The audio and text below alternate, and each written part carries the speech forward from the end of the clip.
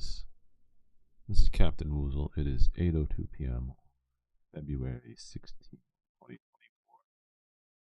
I'm back again. I'm going to change around my schedule more than likely because I just haven't been able to keep up with Wednesdays. I've been really tired lately. I've been trying to go to the gym, at least well, at this point, 4 to 5, maybe even 6 times a week.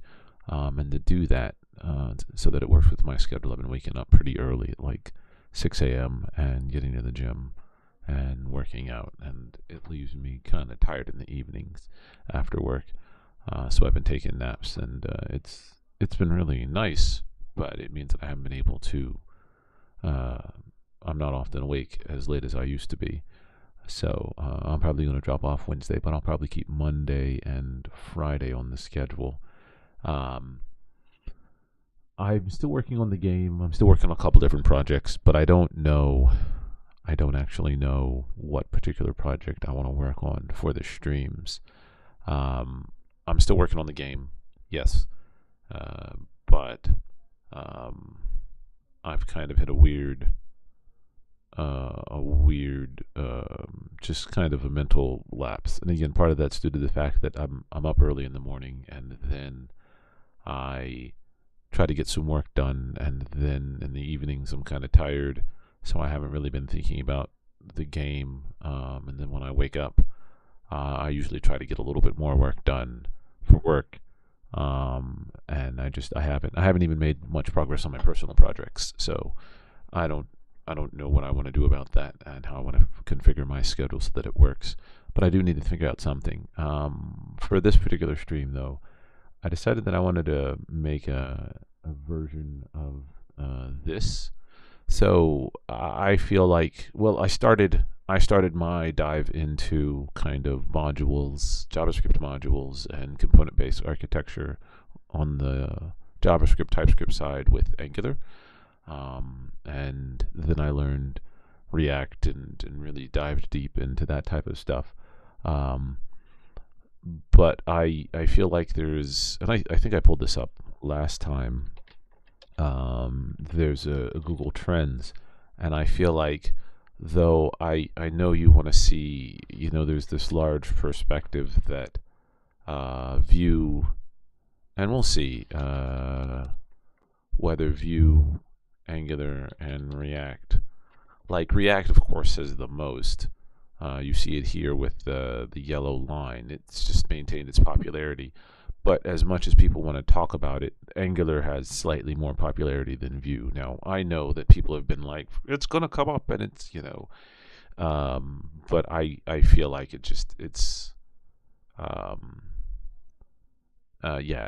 Angular just, it has its layers. Now, I guess out of Kansas, Angular has less views or interest than, say, React. But the trend seems to favor overall Angular over React. I'm sorry, over Vue. So I feel like it's a weird mix of stuff that happens. I don't feel strongly one way or the other about it. I've dabbled with all of them, but I do think that I wanted to do something with Angular's time, and very specifically, there's this really cool website called Front End Eval. Now, I don't know how many people are developers out there. I imagine there are quite a few, and right now I know there's a bunch of turmoil going on within the industry, mainly because you're getting a bunch of tech layoffs. So that leaves people kind of scrounging around trying to brush off their resumes and dive into the workforce. I wish everyone luck in that particular instance. I think that it's kind of rough out here for people who are trying to find jobs. I have no advice. It used to be you could spend a bunch of time writing a bunch of stuff, showing off your portfolio, and hopefully, continue working on your portfolio, and maybe you get a job. And I think it used to be a really big thing where, you'd get people who are, say, independent software developers or people who have been working in the field for a while. Um, you could get a job that way. I I I don't know. Um, I don't know anymore.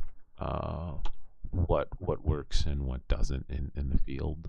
Like, you can put your resume out there, and so many people are just there's just a ton of people out there now just looking for work. And I don't think the boot camps have helped. Like, I know some people swear by them. I think some people, if you were already familiar with code, then the boot camp was is fine. But I think that by itself, people who are not developers, I think some of them move too fast. Not all of them, but some of the boot camps move too fast. And I get it. You're trying to change your life in a very short amount of time, but I don't know if it's fair to other people, because not everyone learns at the same pace. Not everyone learns in the same way. So um, I think that they could do a better job of teaching people. But I think part of what that has done is it's created uh, a bunch of people in a space, or created a space where there's just a lot of us as developers, um, and not all of us are proficient or as knowledgeable, so forth and so on. Again, I've been in the field for 2 decades at this particular point, and it becomes just really tough.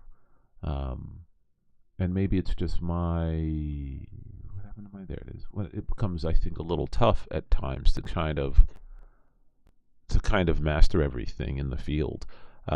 If you're lucky, you have, as, let's say, a JavaScript developer or React developer, you started a lot of projects on your own, and I think that's great if you have.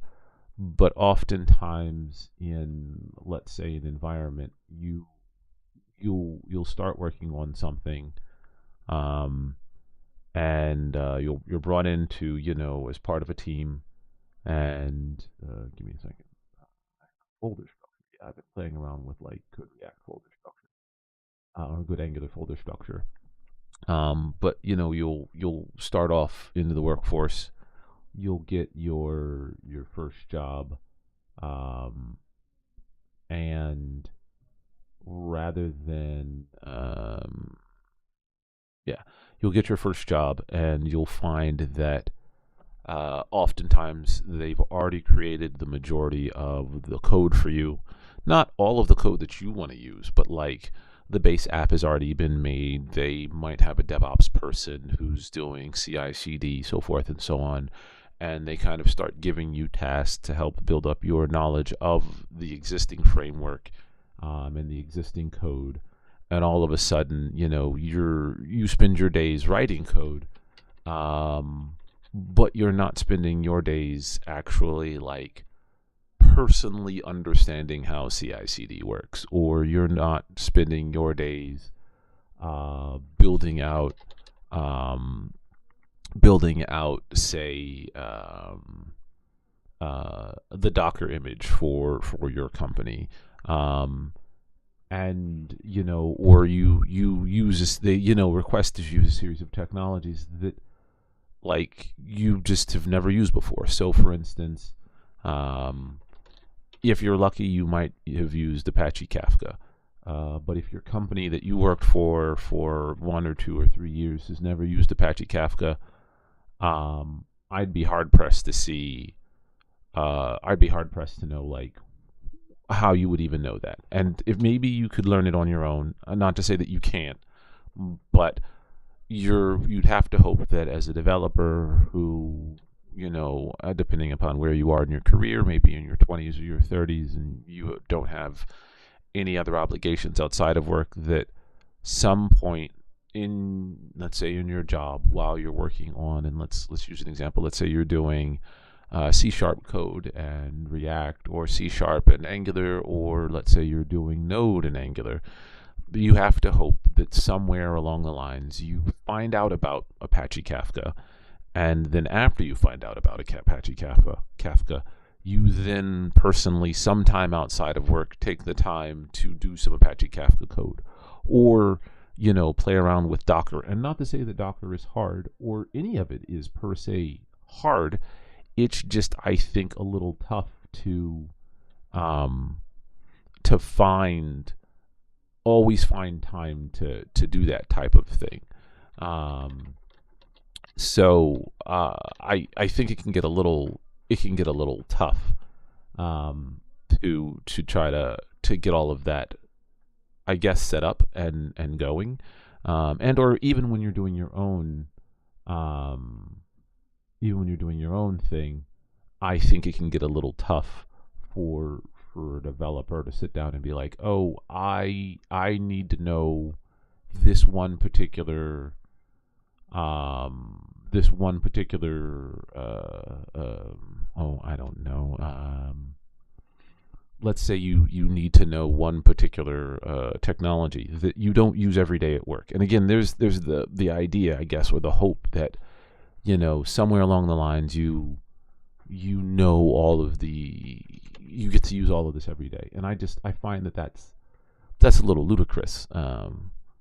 Not everyone is going to be presented with those opportunities every day. Again, if you're lucky, you as a junior developer or mid-level developer, let's say you've been working on a project for 3 or 4 years, you may never have started a project from scratch for your company. There just may not have been a need. The company has a series of applications or a larger project already that it works on, and there's not a really big need for you to start. There's not a really big need for the company to start a brand new project. So one of the things I find is a weird thing is that companies are like, hey, look, you should know how to build this particular app from scratch. And you might have done so, like, as a junior developer, you built a small application. But, like, when was the last time, I find that if you're a junior developer or a mid-level developer, when is the last time that your job has been specifically like, hey, you should go and start this brand new project and learn all about all of the things that go along with starting a brand new project. And again, I've started several, but I don't know if every junior or mid-level developer out there is like, hey, what I want to do is, write this application. Like, why? To what end? If you have an idea, then pursue it. But not every developer wants to write code outside of work. And I get it. There are some passionate ones. I just think it's unfair to expect developers to just be like, hey, I woke up on a Tuesday and I wanted to write this application or that application. And if you don't have that information available to you, or you don't have that desire, I just think it's unfair to expect that everyone would have that knowledge. It's tough, I think, from a developer perspective to know all of the technologies that are out there and have worked with them. You get some with your job, but then again, you have to hope that your job is up to date and working on things that are the industry standard, and there's no guarantee for that. None whatsoever. You hope that they are, but oftentimes they're just you might just be, to use a term, pissing in the wind. It's not realistic. If you're lucky, you're working with a company that is using newer technology, like your Kafkas. Maybe it's a smaller startup, so you were there for the process of CI/CD. You were there when they set up their Docker image and was able to be part of that. And like, you got all of that knowledge, and that's great. But if you're, let's say, a junior or mid-level developer who started with a company who's already fairly established in terms of their structure and what have you. They have a DevOps team already. What exactly, like, how would you necessarily pick up that Docker knowledge unless you did it on your own? And again, that's hoping that after your day of work of 4 or 5 or 6 or 7 or 8 hours, that you have the energy and the desire to, after work, write a bunch of code, learn Docker, and put it to use. Again, I understand that that's the world that we live in, and that's just kind of what's happening. But I don't think it's healthy all the time. And it would be great if companies gave you kind of that opportunity to kind of to learn on the job. Again, if you're lucky. If you're not lucky, then it doesn't happen. But I think it would be great if they could.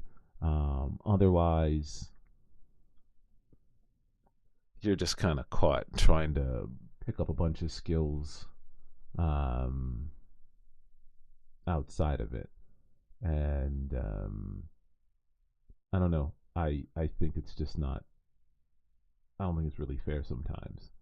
Um, so no, just me ranting about trying to pick up a bunch of knowledge and information. And again, I'm passionate, but I also, at my particular age, don't have any kids. Um, I don't have anything that I'm actively doing outside of work. My family doesn't need to be taken care of.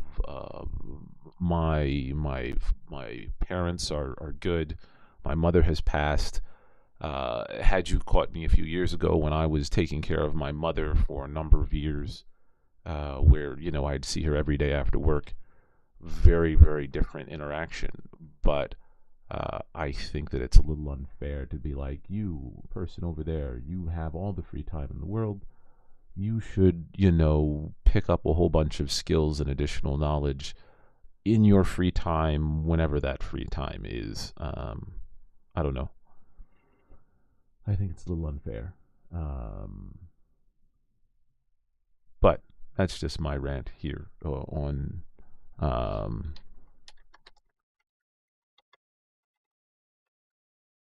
on just the state of coding.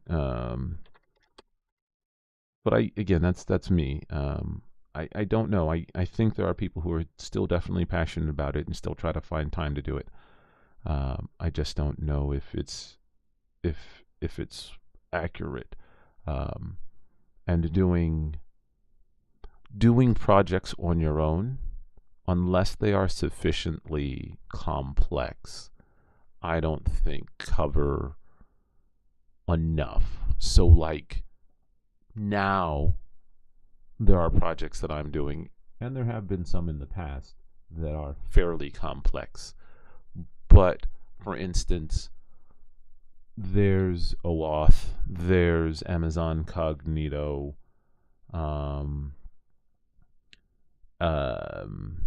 there is a couple others. So I just don't know how many people are actively like, I really wanted to tackle just Angular.json. I don't know how many people are actively like, hey, yeah, I really want to learn Amazon Cognito and pick that up. There's Tailwind, there's Bootstrap, there's just a ton of different frameworks and tools out there, and I'm just not sure when a person is finding all this time to dive into all of it and learn it. I don't know. I just think it's a little tough out there. Now again, if you're lucky and you have the time and the energy and the effort like I do, then it's great. You can just do things that way. But I don't think that's fair to expect everyone to be able to do that type of stuff or have that knowledge that that wherewithal, so forth and so on. So that's just my weird rant on the state of the industry. But maybe it's because I'm grumpy about it. Um, I've just been running into points, I think, recently, especially with the tech layoffs, that I've seen, um, as I've poked around on various forums and Discord and what have you. Um, that I feel like, I keep seeing like people talk about, um, the fact that, um, uh, that they keep being asked for a series of technologies that their company their company never used, and I'm just not sure how anyone would come by that knowledge um, without without a whole bunch of other without having a bunch of additional skills. Um,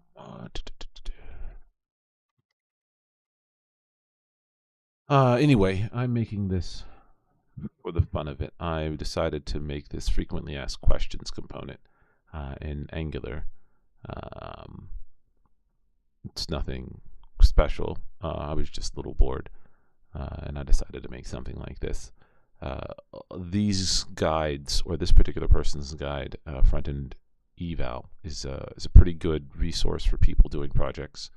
I think it's helpful for people who are getting going out there and doing the job search at this particular point, just because, depending upon what you're asked to do, at least on the front end side, JavaScript side, I think these are good kind of practice problems. They each of them come with like a time limit on how long they expect you to take. I've done these before. I think they're good practice so that when you're in the coding interview, you can sit down and be like, oh, I need to think about how to solve this. Now, hopefully, for algorithms and stuff like that, there's always HackerRank and what have you. Um, but I think in this particular instance, um, for just kind of practicing raw creation of, say, vanilla and React, these are always pretty good. Um, One of the things I didn't see, you'll see here, create a solution by forking one of our CodePen templates. They do React and vanilla. They don't do Angular, and they don't do Vue. So I thought about, hey, well, why don't I just do this one in Vue real quick? Or not in Vue, in Angular real quick, and go from there. Um, so I'm just going to steal his data here just because he already has it. And then I will go from there. Now I don't have anything particularly advanced in mind. Um, let's just make our components folder. Now, one of the things I do like about Angular is I do like this separation of, I guess the term isn't concerns. It's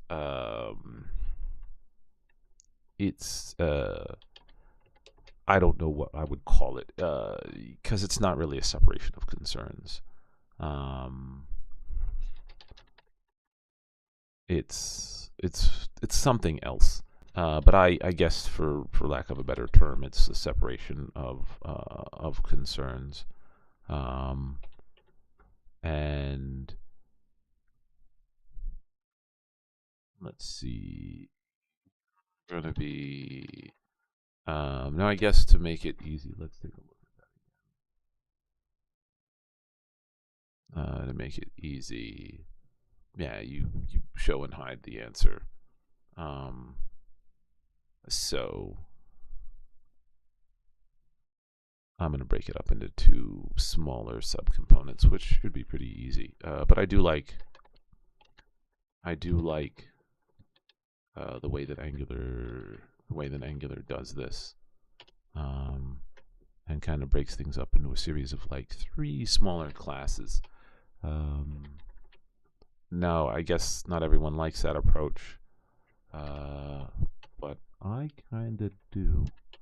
I think it keeps things really clean, but I guess it can add confusion for people who are not used to it. And it can feel very, very limiting in terms of structure. So that can be a thing. AQ component.css.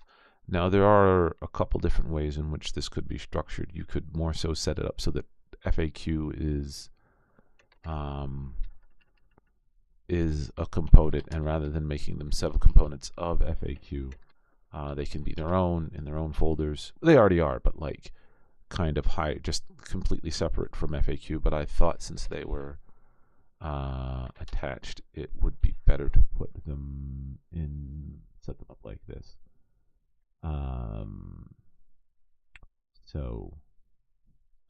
And if I really wanted to be structured about it, I could kind of make it so that I create more of an interface, and model, so forth and so on. And I guess I could, but I don't, to kind of keep with the spirit of the exercise and try to do it in 30 minutes. Well, sure, why not? We'll do it this way.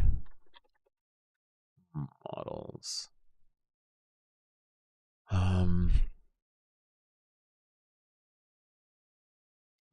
File type. Question. .ts. Export.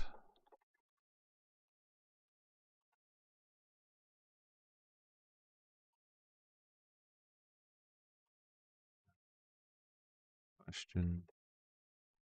And an answer of type string. Bumpy about. Oh, that's fine.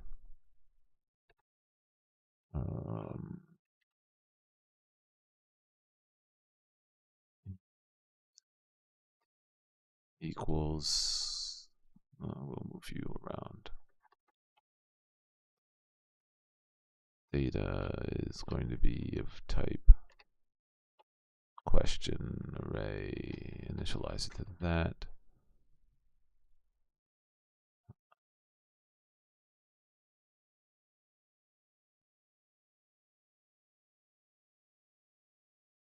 Model. Yeah, that's fine.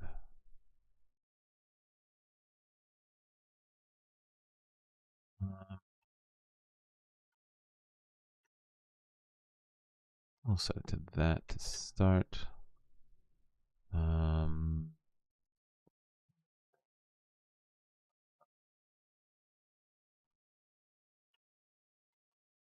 Constructor. There are no props. Nothing to really do here. We'll make an init data. And you could do this. One of the things that's nice is that you have initializers. So in this particular one, we're going to implement on init. And then you can just come down here and do a g on init. And here we can set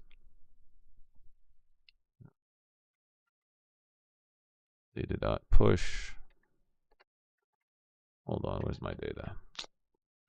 Let's go and create our data. Somewhere over here, yeah, here it is.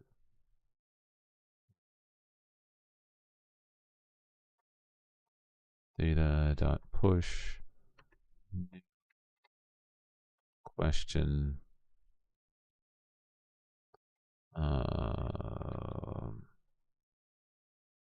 question answer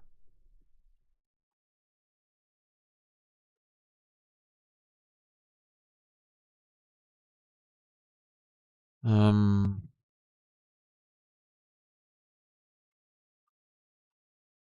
since it's a clash, you refer to things with this. So to do that.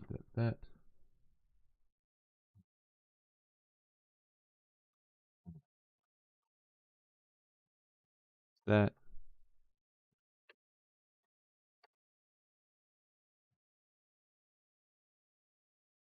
I'm just copying and pasting from what he gave. Yeah. I'm not using title anymore. We get rid of it.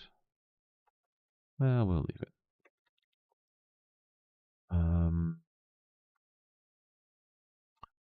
Over here, so it's going to be equal to. We'll pass in the data. Let's make a div. Let's make it a row. With order 1. And then inside of it, we'll pass in. We'll have a question component to go, and then we'll put the answer component. Nope. Let's come over here to our question component. You're gonna be a row. You're gonna be a column, and then inside that column we'll put another row.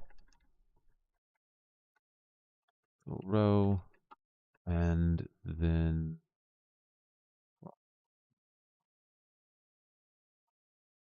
but this is also kind of nice here. I like this setup here for Angular. We're gonna call you question component. Template URL dot. I like doing it this way, not slash. And if we had any style URLs, which we do, you would put the CSS file here. Export class. Sometimes, yeah, there it will help you out. I don't have anything that I'm gonna put in here.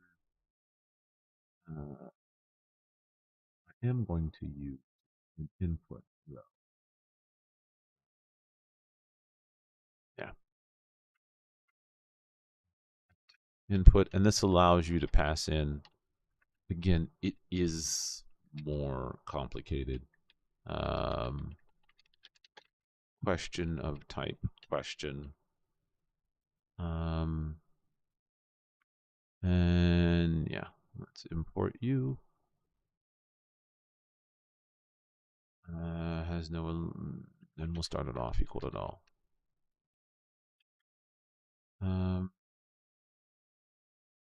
Yeah, I will declare you in a module shortly.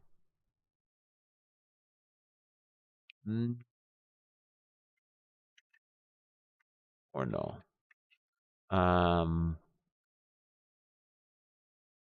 And in this particular instance, we want a question.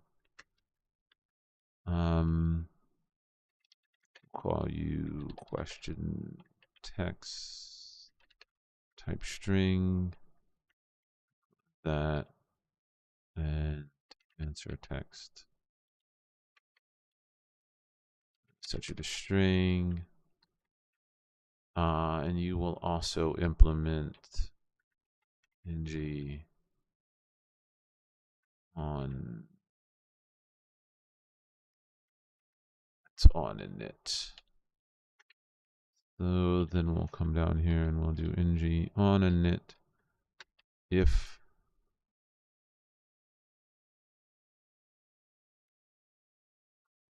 this dot question is not equal to null, then this dot question text is equal to this dot question dot answer, and this dot question text is equal to this dot question dot question.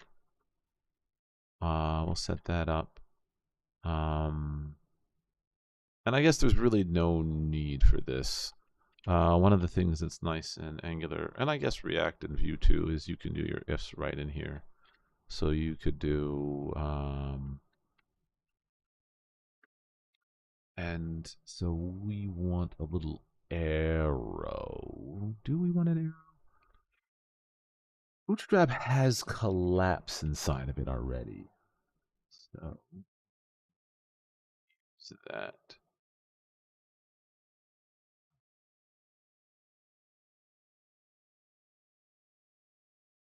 So Bootstrap has a collapse component already. Yeah.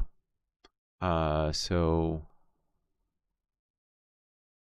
ID class collapse data toggle collapse. Um,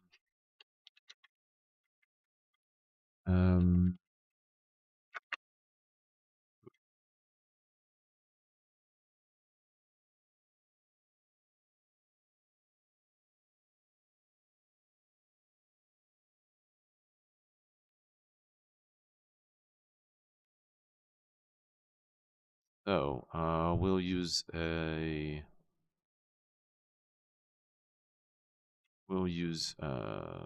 let's see. I wonder if we could use, we can. We'll use an icon from Font Awesome. Let's do that. Yeah, let's bring in Font Awesome.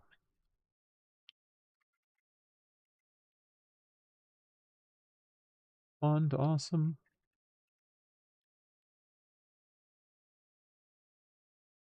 Let's go and find you. I just want to use their icon. Let's come back over here to our terminal and install all these pieces. Da, da, da. I'm just installing all the Fort Awesome, as they call it.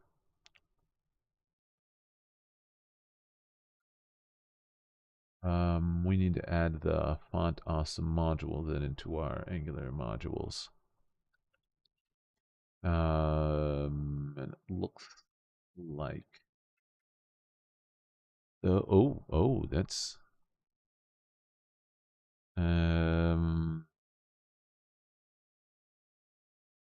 Angular 4.16.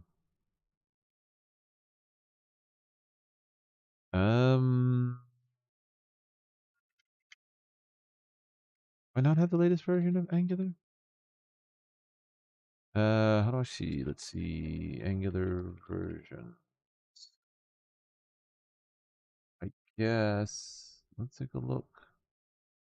Oh, Angular 17 is out, and I'm on 16.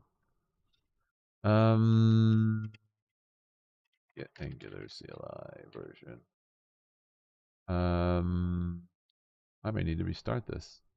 Let's see, NG version.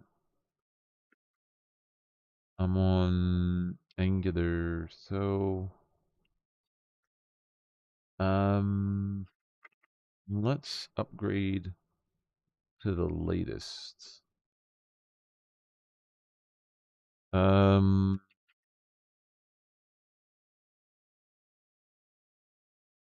Oh, the current version of Node is not supported by Angular. Oh, I see.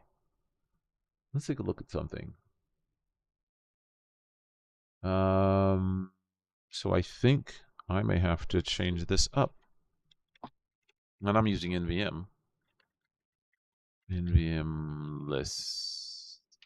NVM use 20.5. Actually, let's find out what versions of Node are available. Oi, all the things. Now there is Bun. I've been playing around with Bun, but it doesn't look like there's as much support for Bun. So nvm install, we'll use 20.11.1. But yeah, there isn't the support that I thought would be there for Angular in Bun. So nvm use 20.11.1. Did I not? Oh, nvm use. Yep, go ahead. Yes. So now we're on that, and let's install the latest version of Angular.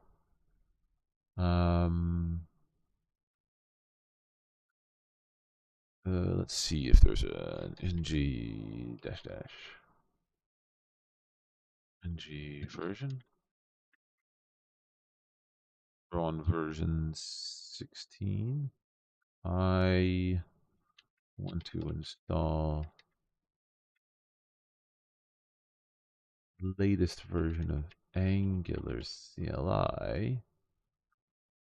So npm install dash g at Angular CLI. And then I'll have to reinstall again.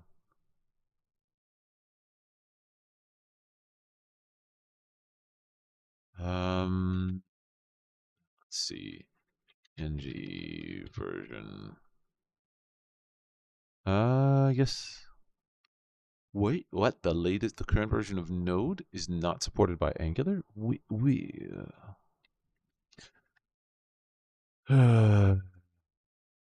Boy, let's take a look. So I should go back to 20.9.0. All right, let's do that. nvm install 20.9.0.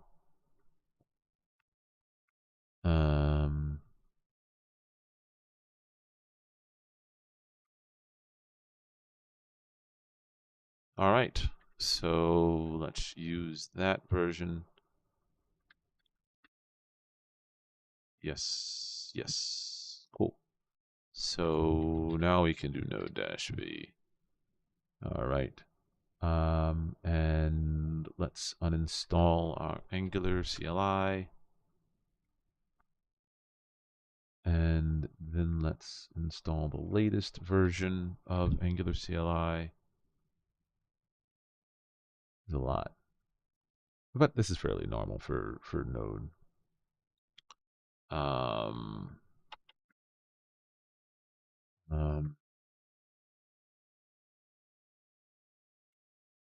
And then let's do ng version. Oh, why are we still... Now that's just weird. Current version. Why are you not giving me the latest? CLI at latest.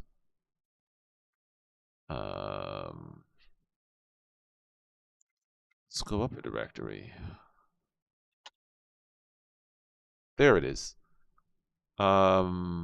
So I guess let's try that again. Let's create a new project. ng Angular FAQs. CSS is fine. No server-side rendering and no static site generation. Let's see which version of Angular it gives me.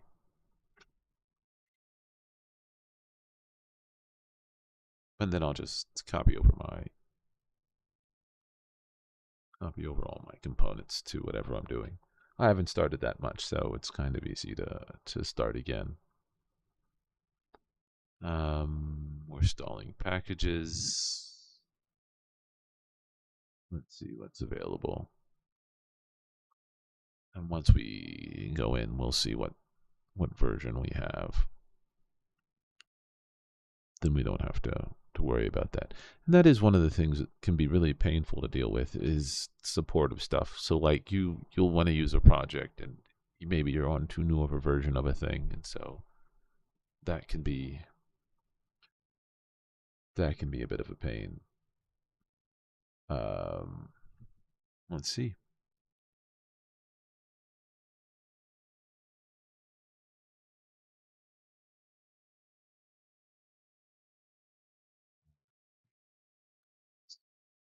Take a while though. Open it. Go. Oh well. Go go go go.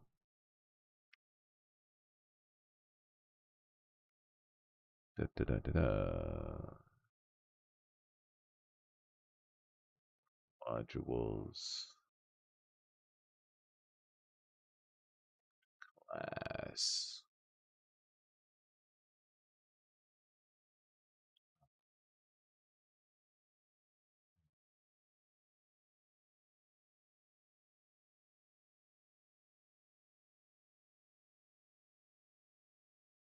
This is taking much longer than I expected. You wanna know? CSS is fine. Created the files. Um, uh,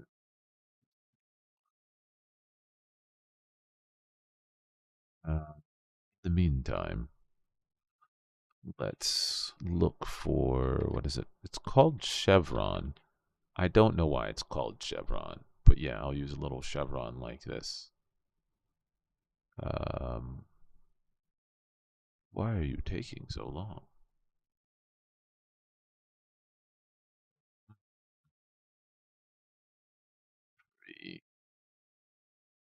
So,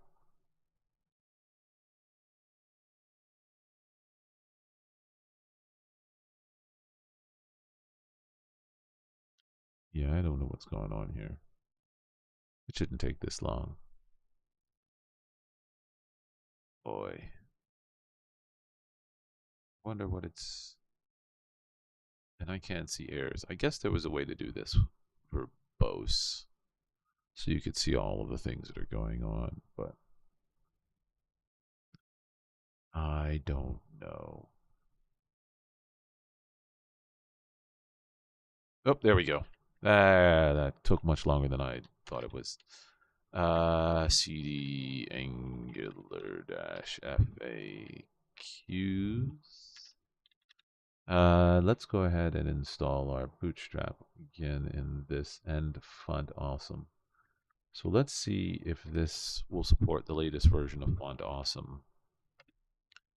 Then I don't have to fight with it.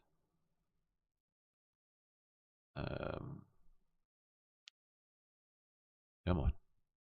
And don't fail on me. All right. So there's our Font Awesome. Let's reinstall Bootstrap here. Um, cool. Let's come back over to this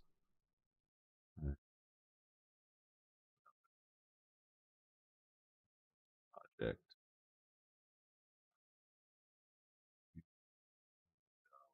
There we go.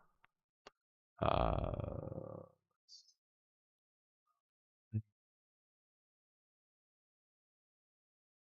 um, my source app, new folder. Let's do models. Let's do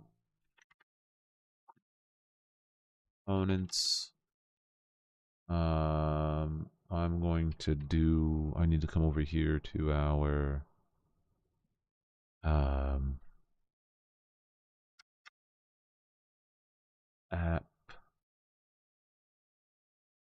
Um, is this? G models. Modo. I don't have anything just yet. What am I looking for?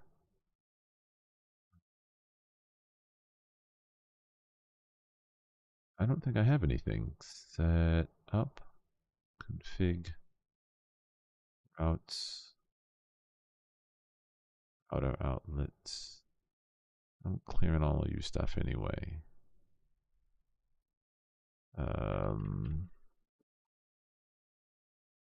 Actually, let's leave everything in place for now. And let's just make sure this runs ng npm run ng serve.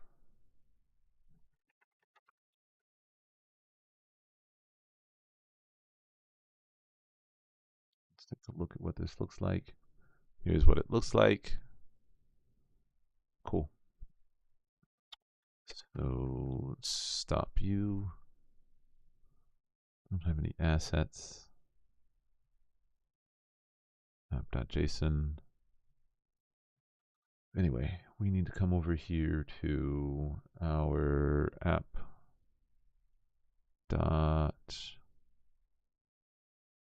We don't have one. App.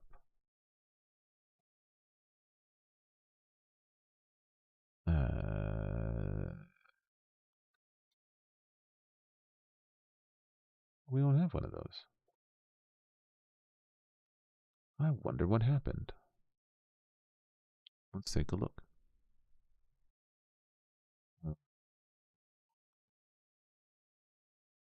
In the older version, no app module. Let's take a look at why.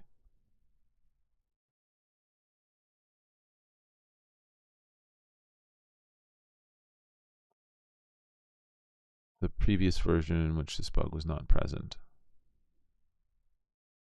Your environment. This is expected as now are the default. When you use no standalone.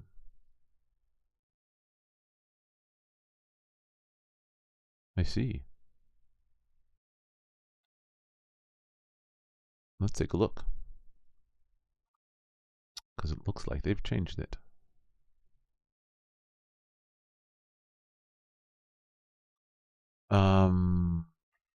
Migrate to standalone. Standalone components provide a simplified way to build Angular applications. Standalone components, directives, and pipes aim to streamline the authoring experience by reducing the need for ng modules. Existing applications can optionally and incrementally adopt a new standalone style without breaking any changes. Components directives can now be marked as standalone true. Angular classes marked as standalone do not to be declared in the module. Will report an error if you try. Standalone components specify their dependencies directly instead of getting them through ng modules. For example, if photo gallery component is a standalone component, incorrectly import another standalone component, image grid. Oh, I see. Imports can be used using existing ng modules in a standalone component. When writing a standalone component, you may want to use other components directories or pipes in the component's templates. Some of these dependencies might not be marked as standalone, but instead declared and exported by an existing ng module. In this case, you can import the ng module directly into the standalone component. So I can do this. So I'll need to adjust mine. So I'm going to use I'm going to have a couple modules that I'm going to use. Let's play around with this new standalone component, this standalone architecture. So we're going to create our FAQ directory over here. And inside it, we're going to have a new directory. We're going to have our answer. And we're going to have our question. Let's create all of our smaller files, faq.component.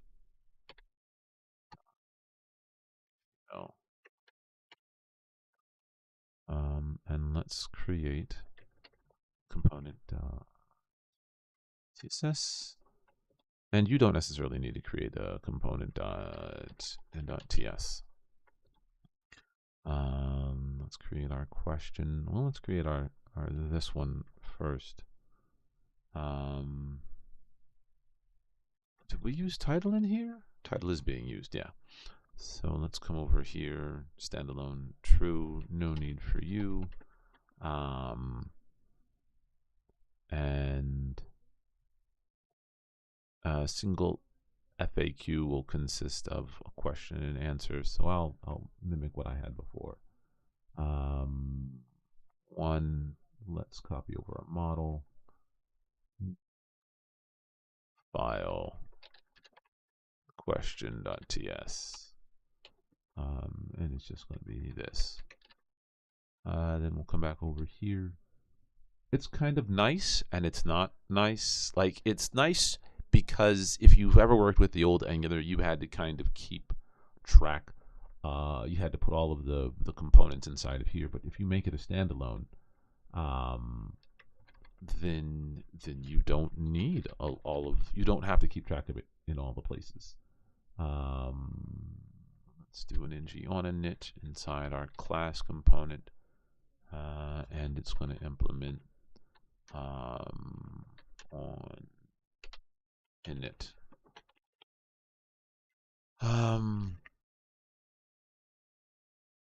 Yeah. Question answer. Cool. Let's import you. Cool. I'm not doing any routing here. Let's come back over here. Let's get rid of all of you. Put you here. Frequently asked questions, and then we'll load in. We'll do a for loop, which is just going to be ng container. No. Well, we'll create the FAQ. Put it. Then we'll do an ng for. And since we have a div row, yeah, let's build the rows over here. So each FAQ will be a div class equals row. And inside each row, we will have column equal column, and then inside of that will be one row. Yeah. We'll do a row inside of here, and inside that row will be a question component, and underneath it will be an answer column row. Yeah, we'll do that. And inside of here, now let's play around with this new standalone structure. So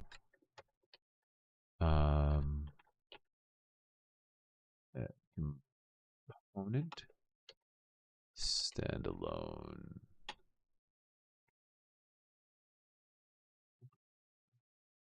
Yeah, the actual Boolean.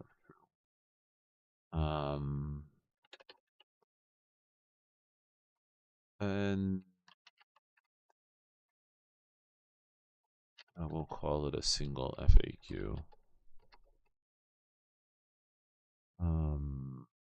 You're not going to import anything. At least let me think. No, it's going to be handled inside the question. And let's see. Yeah. Question selector template URL is you. And then the style URLs, which again, I probably won't use. I don't have much CSS for this. Yeah. // export class FAQ component. What we are going to have on level. You're going to have an input. And it's going to accept the question itself.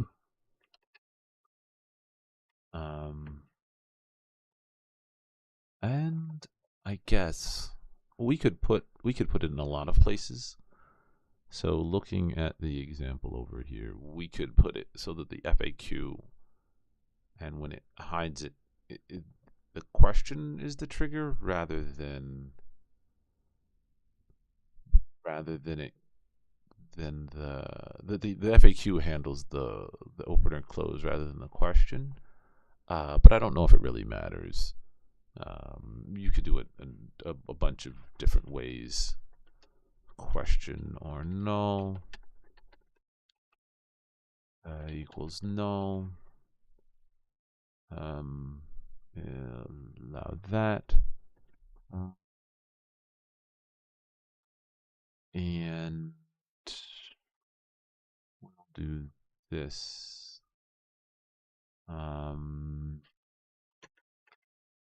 We'll do an ng if question. Then we'll do the column. Otherwise, we'll do another ng if no question class equals call.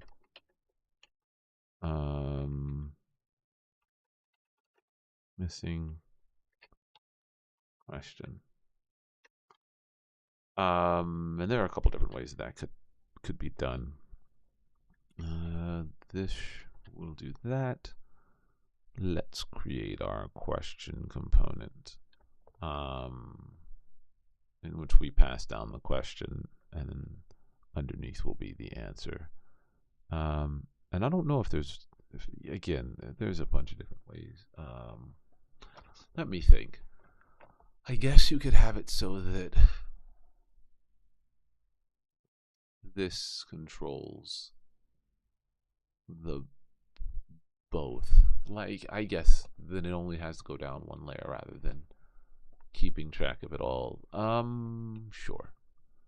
So inside here will be one row, and we will do the is collapsed. Set it to false. Sorry, is equal to false. If you don't in TypeScript, you don't necessarily need to. If you give it a definition, you don't necessarily need to come in here and I do want to use the collapsible module from which tab. If you set it here, you don't necessarily need to do the is false. But you can totally do this, but it's kind of, sometimes it will complain about it being, unnecessary. And then we should pass whether it is or isn't. Well, so when question is clicked, we'll just show the answer component, which will be in another row. So there's the row, class of question, and then we'll do this, do this. ng is collapsed. We'll actually take the whole component, I guess. and call it that way. And we'll do the same with this. So this, when it calls it, it will have its own component inside of here, which will be the answer component. At that point, you could literally just call it text, a single text component. But we're going to separate the two. Well, you could go really deep into this and be like a separate component for the. You could do a separate component for the. Well, a separate component for the arrow. Then and then have more of a universal component for the text, where. Yeah, I guess we could do that. Let's make this unnecessarily complex. So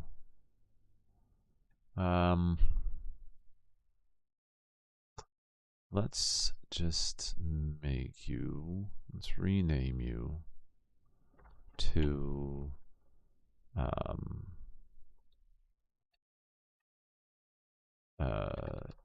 text with arrow. And so what we'll do is we will make a text with arrow, and we'll pass in the is collapsible, and we'll pass in the whether it should or shouldn't display the arrow, and then otherwise we'll just have it display the text. Text with arrow dot HTML. And again, you don't actually have to separate out the templates this way. It's something that I enjoy. I like this separation. But you can actually throw the template right in the file, the TS file. ts.css. And over here, you're also going to be a standalone component. At component standalone true. Now I am going to use the font. Excuse me. I am going to use the font awesome module. Imports font awesome module. And I'll grab my selector from somewhere. Yeah. Imports the selector is going to be text with arrow. We'll use a template URL of not true of the HTML file for it, and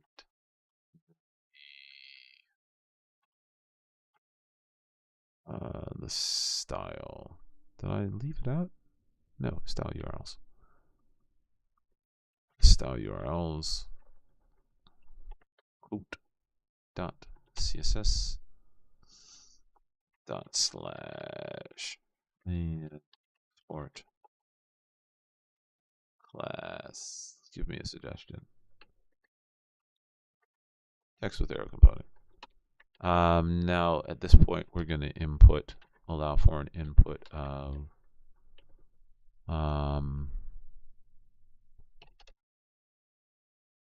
has arrow of type boolean, by default is false. At input the text type string default is that. At input of is collapsed. Also of type boolean set to false. We'll do the necessary pieces here. All right.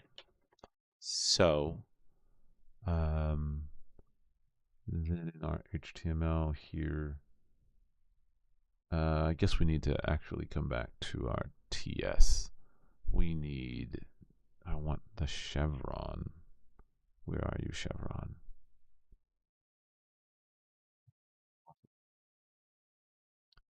I want the chevron right. Um, so to bring that in, I need to import FA chevron, right? Yeah, from, let's be real specific with it, and import FA chevron down. So I want these two icons. Let's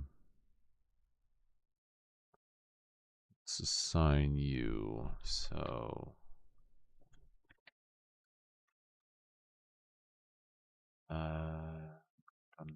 down. Let's do right.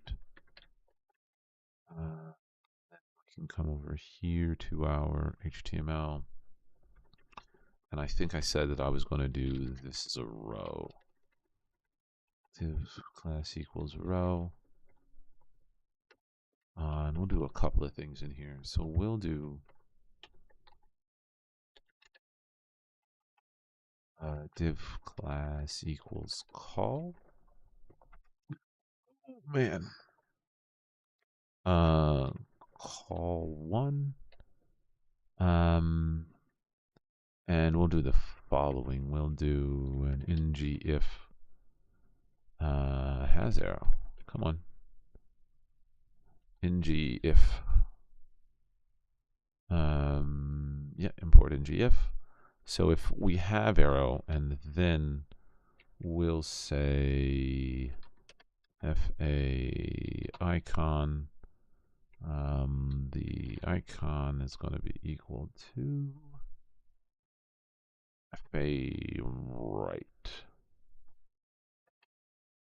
And this is going to be an ng if. Yeah, is collapsed.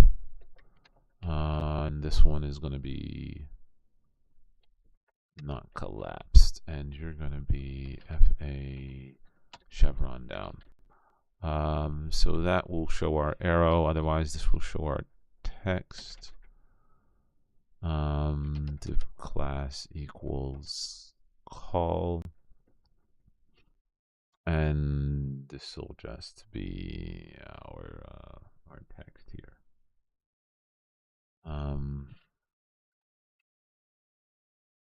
Did I just call you text? Yeah. Replace with text wrangler? Oh goodness. No. So that'll be our text. That'll be that. Your standalone. I no longer need the answer. And you are going to now be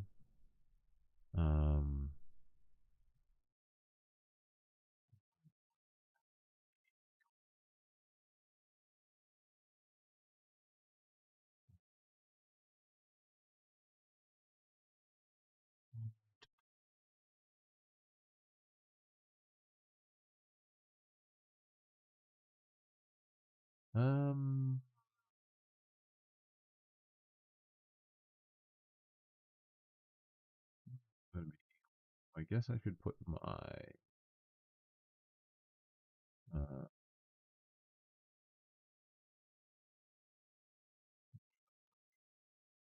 sorry, I'm blanking a little bit.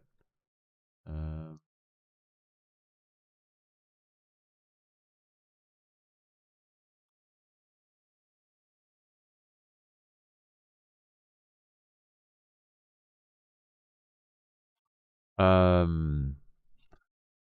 I'm going to put my component here. This is going to be text with arrow, and since this is going to be a text is going to be equal to question dot answer. So that should be the answer. And I guess that should be a 1 second. That should be a row. Yeah. Okay, cool. And so if it does have the arrow, we want it to be clickable and pass up to the parent. So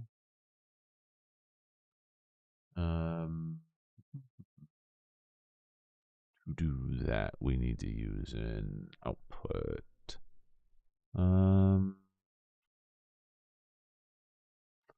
Which means we need an emitter. Hold on a second.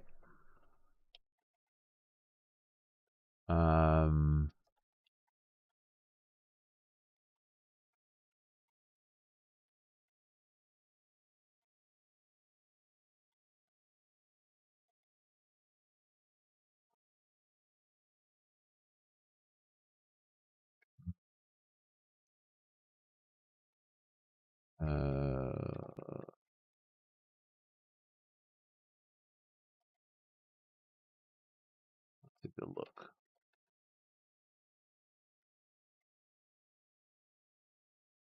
I use React every day, so like I always remember that. I always forget some of this stuff. I do want the input. Let's modify you. So if it has an arrow,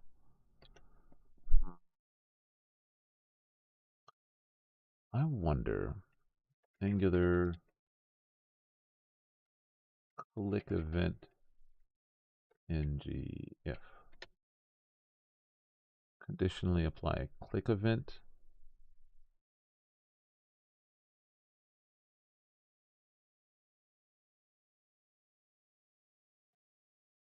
It's possible to do it imperatively.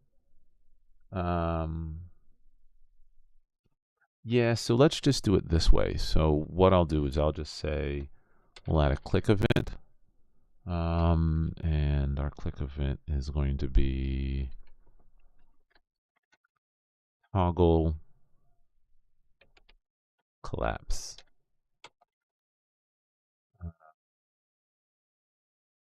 There's nothing in to really do anything. We'll add the event emitter here.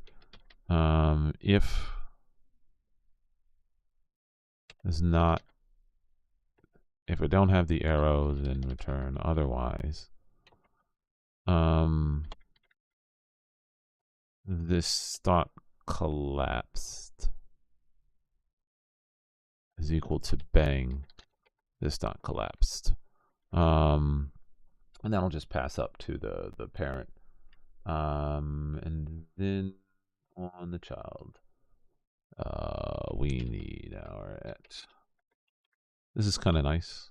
I do like this.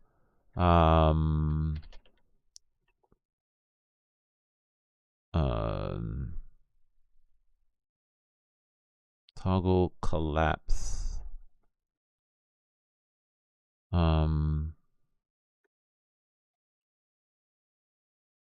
Toggle collapse. We'll call this toggle collapse on parent. It's going to be an event emitter. Type Boolean. New event emitter. And I guess we could get rid of it and just say without specifically the Boolean. But what we're going to do is when it's changed, we're going to do this dot toggle collapse on parent dot emit, and then this dot is collapse. So we'll just pass that back up to the parent. And on this,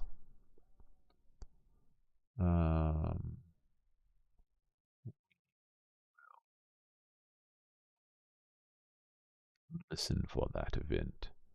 On our HTML, text with arrow goes here.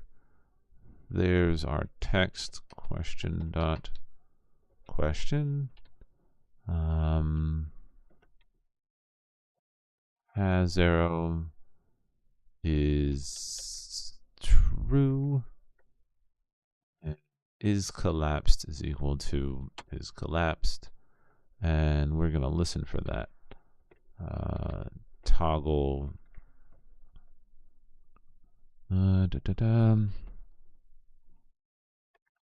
Toggle. We'll call it toggle collapse up here as well. Toggle collapse void. And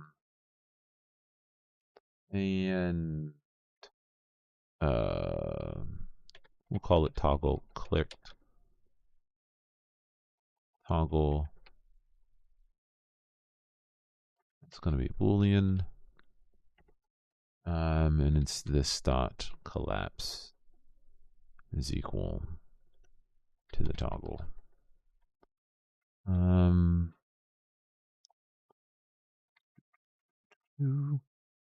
our HTML.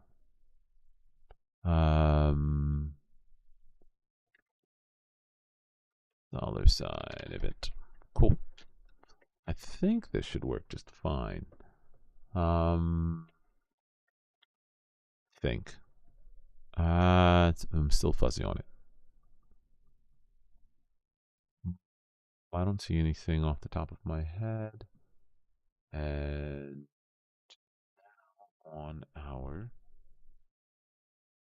app.html,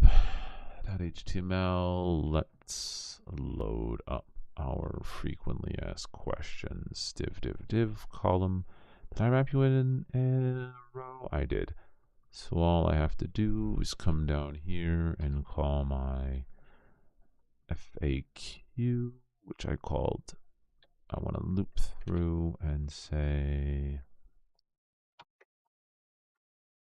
single FAQ as an ng4 loop.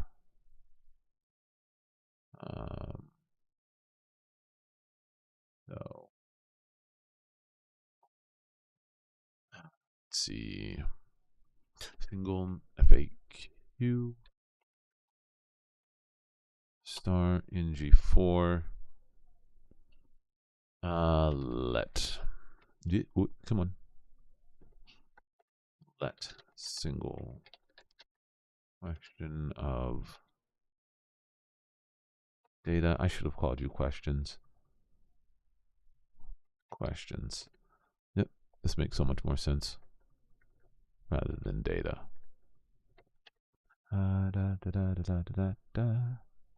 Of questions.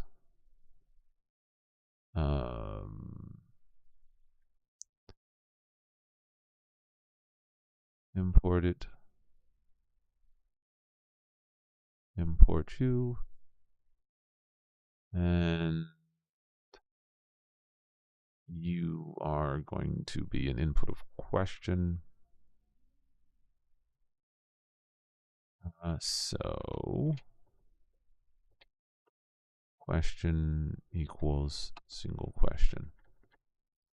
Let's see if this works, though I think it could create problems. Let's see if I did this right. I forgot something apparently. I did. When we click, we will toggle collapse. So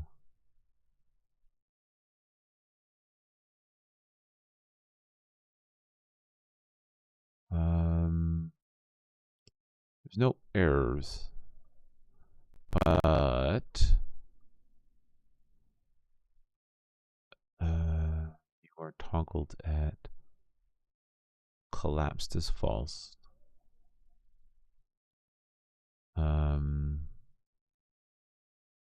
Text with arrow. So almost there. Let's swap you out. Uh, um, so why are you still showing?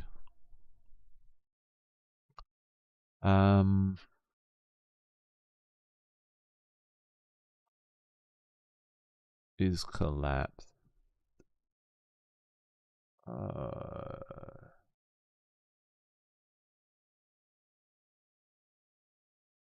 I think NGB collapsed.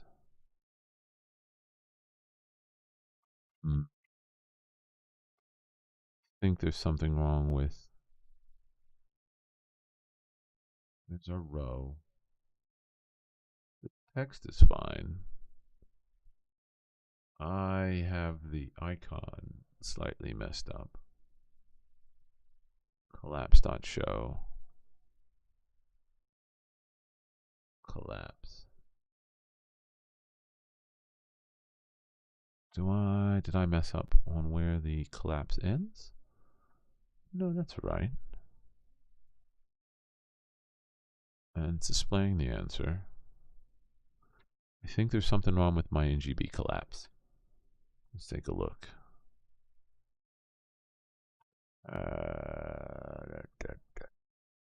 Dot.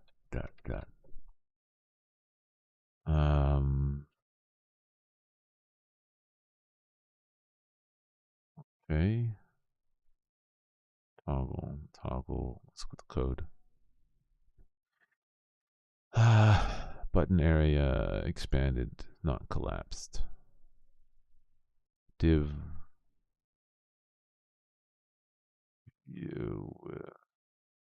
Okay.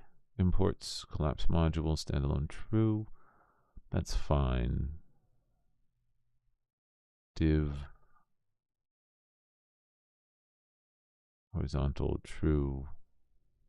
Yeah, this stuff is fine, but let's copy you. Class collapse.toggle.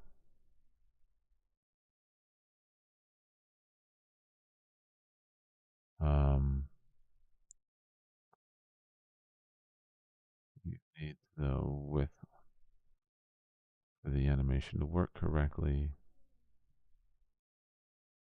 NGB. I guess I need this. I think that's all I need. Horizontal. Let's see. That right?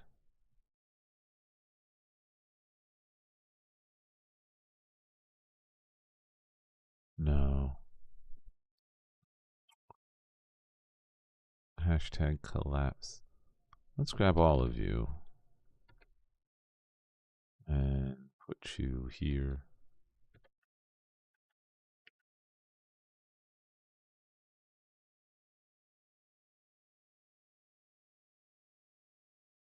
Uh-huh. Do I need another container around you? Do I? No, I don't. Okay.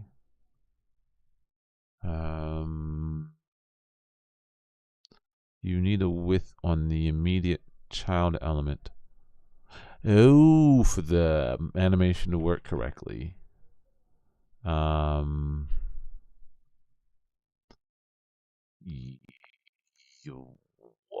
Okay.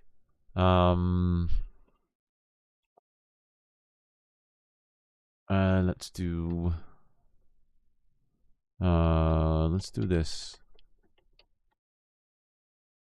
Let's do text with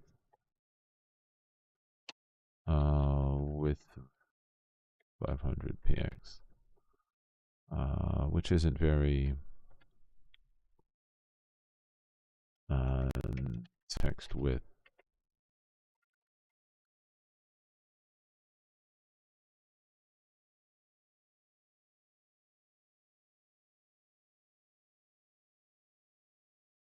Okay.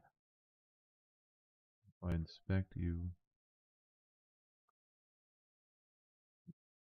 do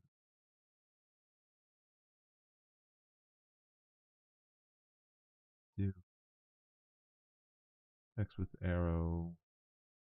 How long do cats live?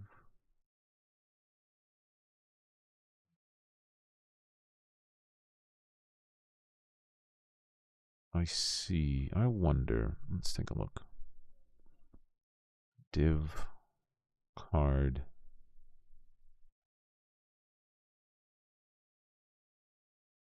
Collapse. Standalone. That's not the problem.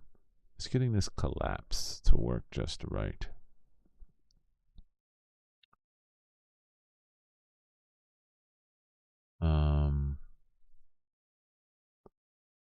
ATR not is collapsed.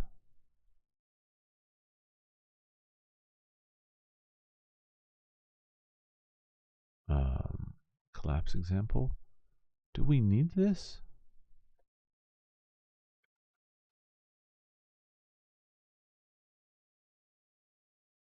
Button?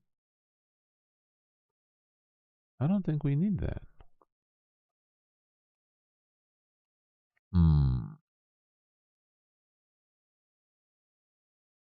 I wonder.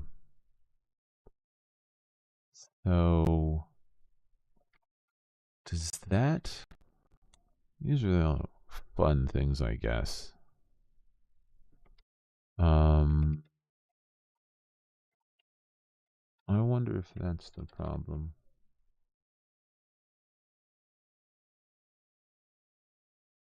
I don't think it is.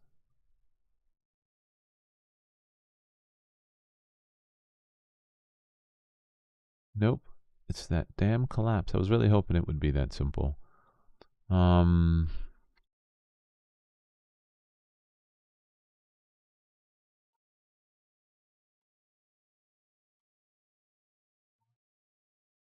Not working.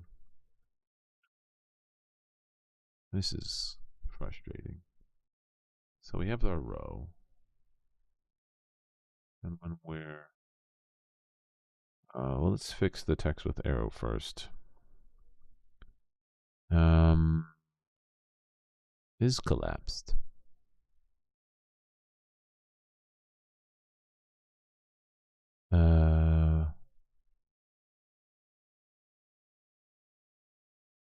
Is collapse starts off as false. Is collapse starts off as false.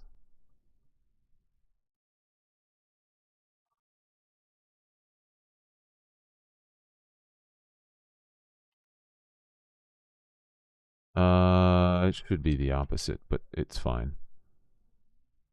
So they're all false. Let's take a look here.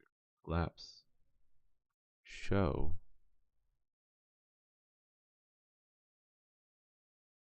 Collapse show? Hold on a second. Is collapsed. NTP. It's not collapsed?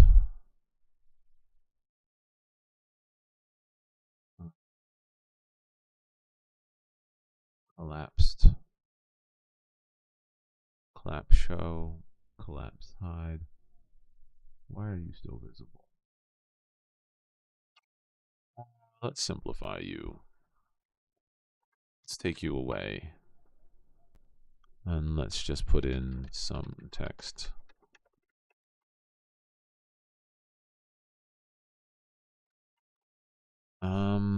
Actually, let's just use their exact example here, because it's kind of frustrating me here. So let's do this. And then I'll come back to here.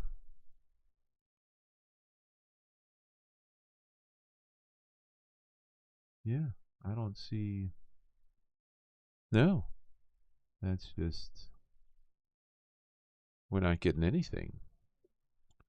Um.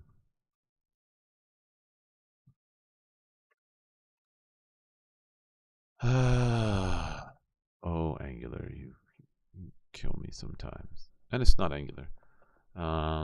Is collapsed equals false? Um, so let's change you all over to is collapsed equals true. By default,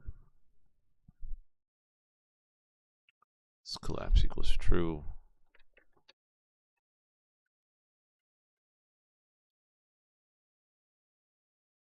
Then let's change you.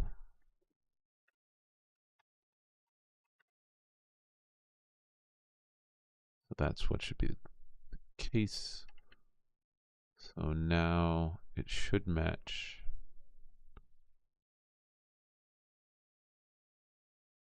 Let's toggle with function.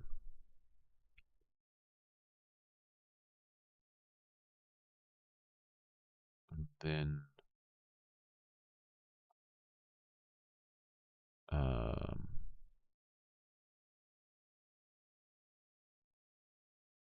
is collapse.toggle.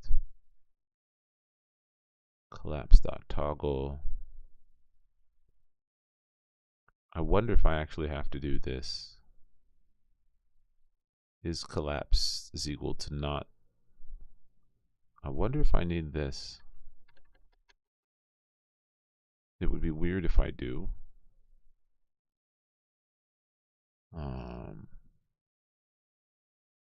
It would be weird if I do.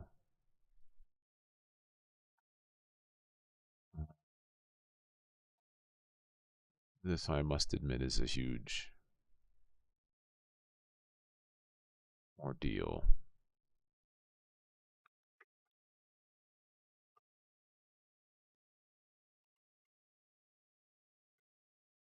I'd say that I enjoy this part. Nope.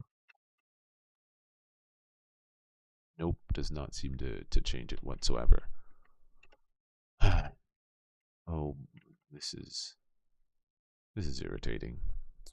All right, so let's take this whole thing. Let's put you here.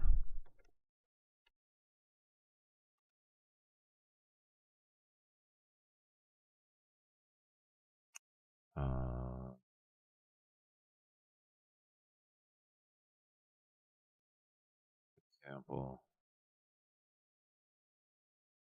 is collapsed.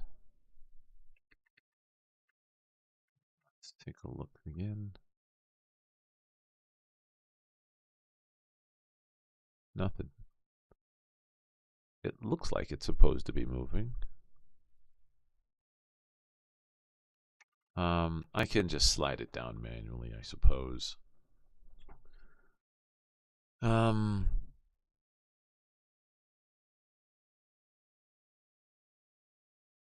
This is so weird. Let's see what else I can find on the web. Let's see.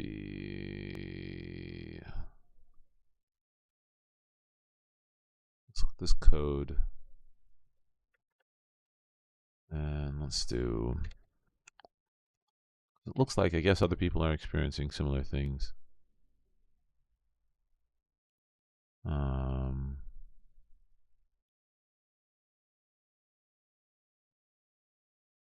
Unknown. Nope. Is collapse. This one seems really simple. Yeah. No, this should be really damned simple. I guess I could do this.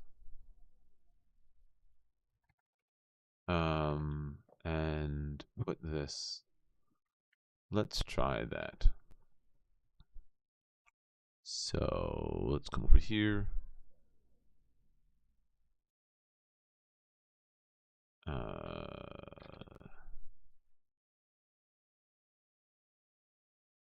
Um, do we want that though? It shouldn't really matter.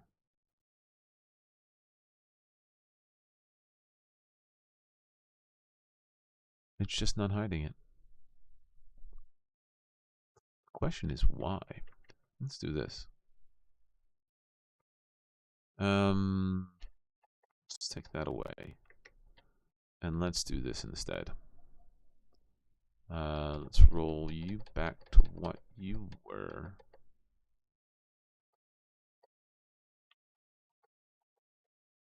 Let's not change you. And let's do this. So we'll do this star ng if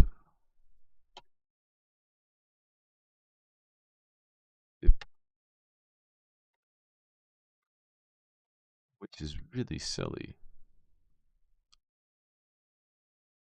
So like that works just fine. So it really is just that damned collapse. Boy, that's kind of annoying. Let's just do that for now. Let's fix up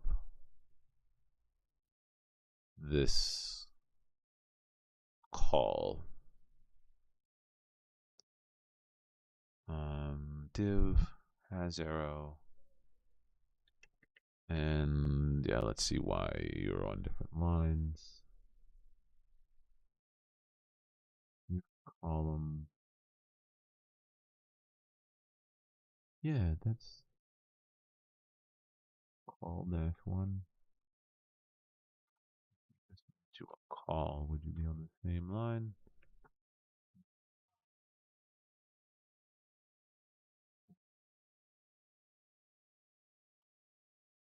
The only thing I can think is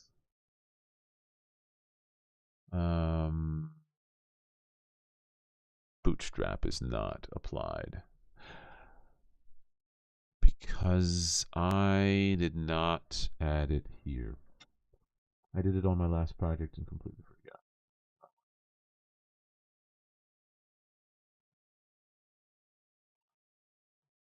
It's done. And my styles add in.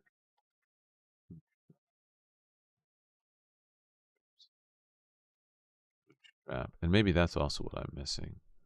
But I thought that it did that for me.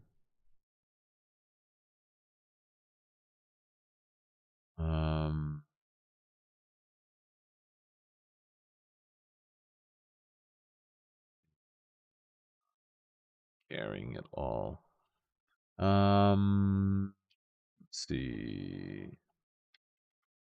How can I add that to? Mm-hmm.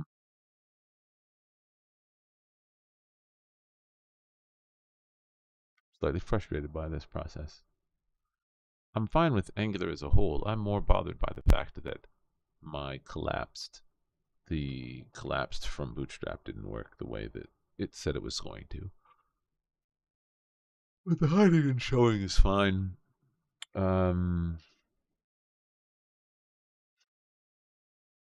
It looks like, let's do this instead.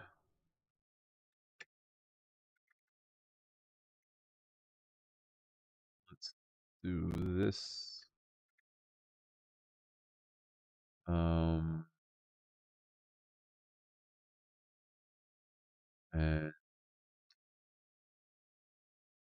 let's try running that again.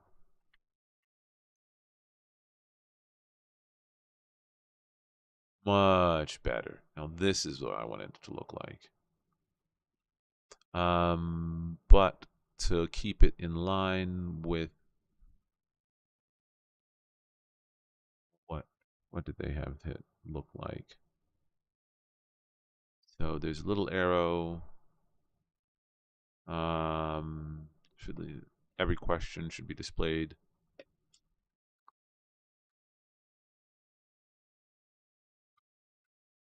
The first answer should be displayed by default.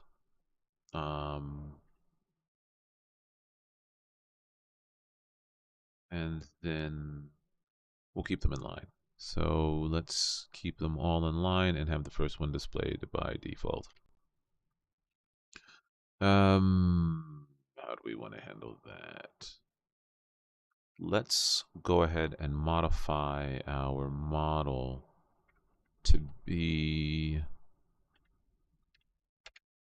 is collapsed Boolean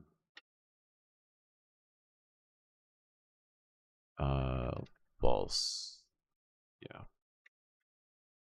I'm sorry, Boolean of true. And then just for this one up here, let's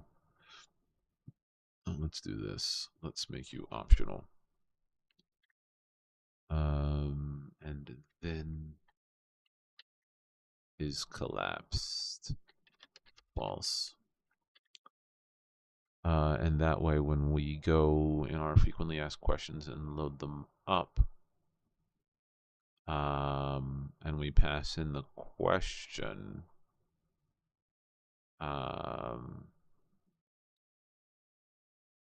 we do this implements on init. Yes, we could do it on constructor too. ng on init if this dot question this dot is collapsed is equal to this dot question dot is collapsed.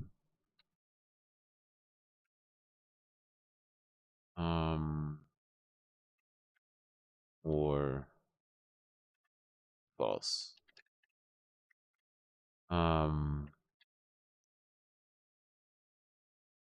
Oh, I'm sorry, or true. And that may not work.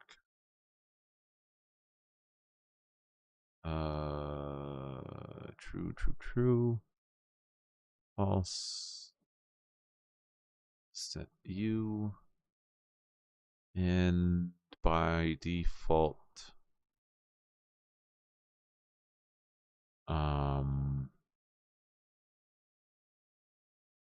we do that. Let's do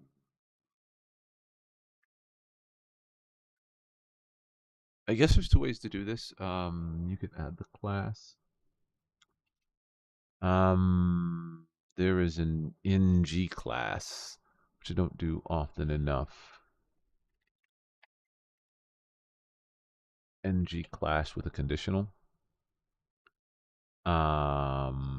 In which we would say, yeah, let's do that. We'll say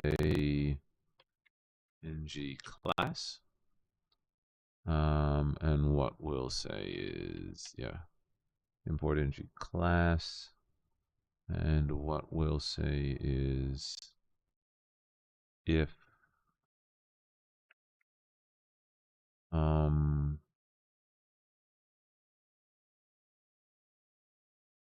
we'll say it becomes just call if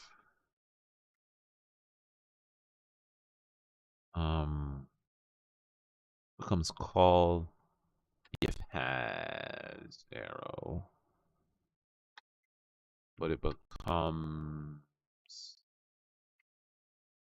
Bootstrap has an offset. Bootstrap offset. From the grid system, let's look for the offset. Offsetting, yeah, so we would say, I guess, call with an offset of 1. If not, has 0. Let's see if that works.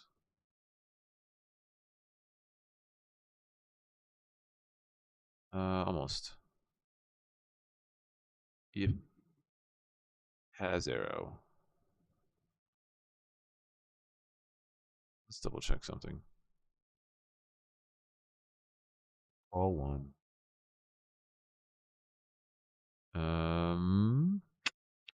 That didn't work.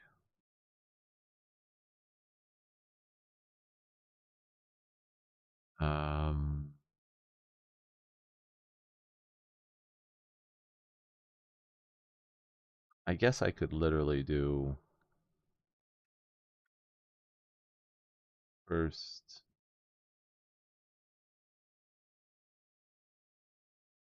if. Oh, that should have been right. So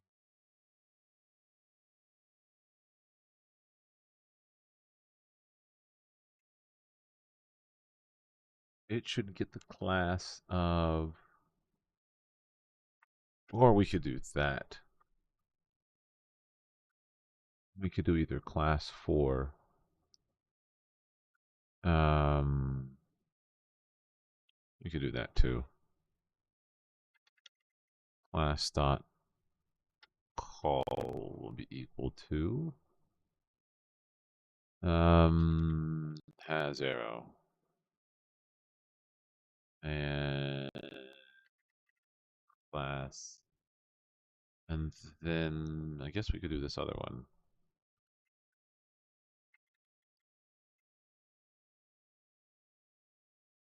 Nope. Still wrong. What's going on here?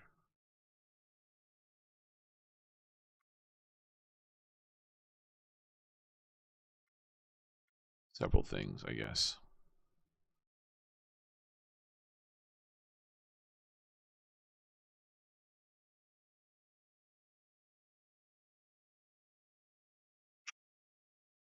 Default, it's false. I think it's.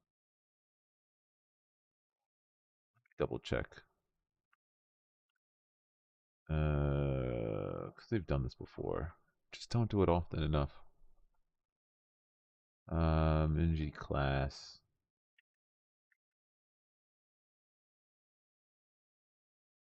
Yeah, that should be right. It should get a class unless it's being set too late. Should be that one. If, I guess, we need to do that.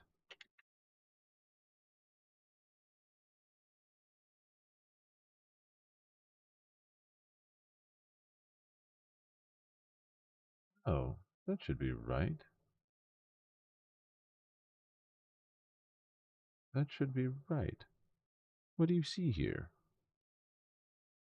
It's equally green.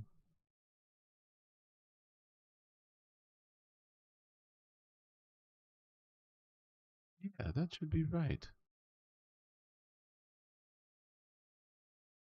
Um,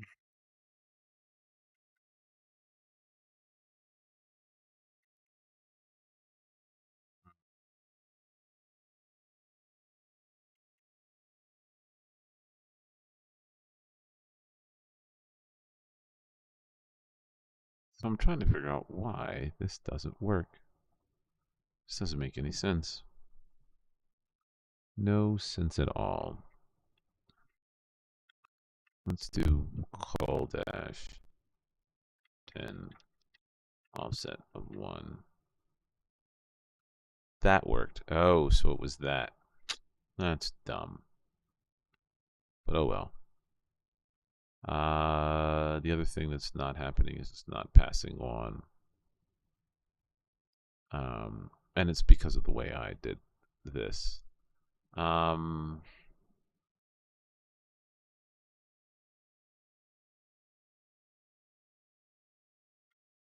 uh, um, I need to change this. Let's see what we can find out.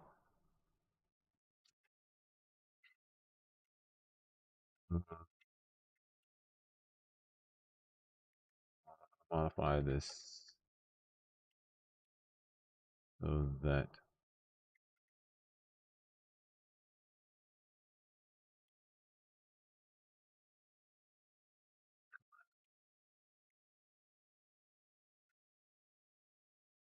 value of this dot question dot is collapsed.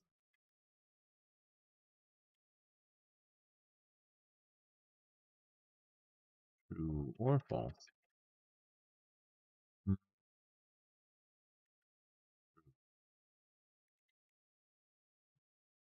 Let's see what we can find.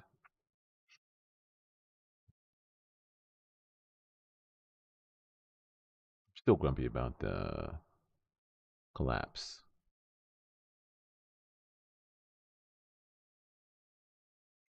Um, yeah. What I want is the question mark. Question mark. True. Then there we go. So now we match the requirements of this. We got a list of every should be displayed. Clicking should reveal the answer. The first should be revealed by default.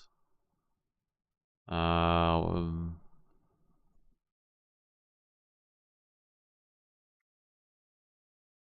then I guess we could add color if we really wanted to.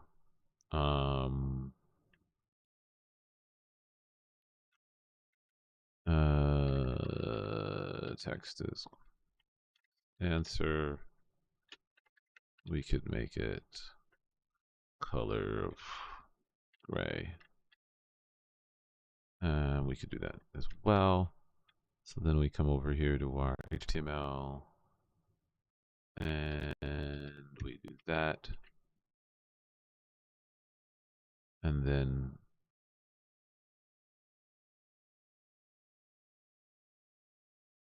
there we go. All right. I guess I'm okay with that. I'm grumpy that it took longer than it should have. I'm still grumpy about that collapse. But I do like the standalone components. They make things kind of nice, keep things pretty simple. Makes everything kind of just a little bit more compact. Yeah, that's not bad. You probably, I guess, at that point could move this into its own smaller subcomponent that's not part of FAQ, but you know, why not? I might do another one of these, I think. That one wasn't bad.